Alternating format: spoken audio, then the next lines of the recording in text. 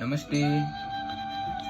देश तथा विदेशमा छरिएर रहनुभएका सम्पूर्ण नेपाली दाजुभाइ तथा दिदीबहिनीहरूमा हार्दिक नमस्कार।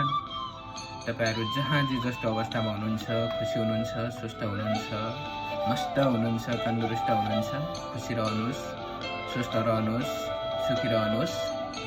आज तपाईहरुको माझमा मेरो मानसपटलमा गुम्सिएका केही शब्दहरू एउटा मुक्तकको मार्फत तपाईहरुलाई पस्किन गइरहेको छु। यो परदेशको भूमिदेखि तपाईहरुले जस्तो लाग्छ त्यस्तै सल्लाह सुझाव तथा प्रतिक्रिया दिन नभुल्नुहोला है। देशमै केही गर्नुपर्छ भनी धेरैलाई रोकेको हुँ मैले।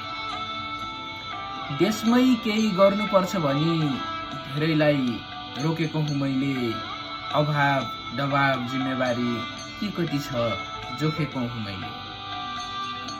देशमै केही गर्नुपर्छ भनी धेरैलाई रोकेको हुँ मैले। अभाव दबाव जिम्मेवारी के कति छ जोखेको हुँ मैले।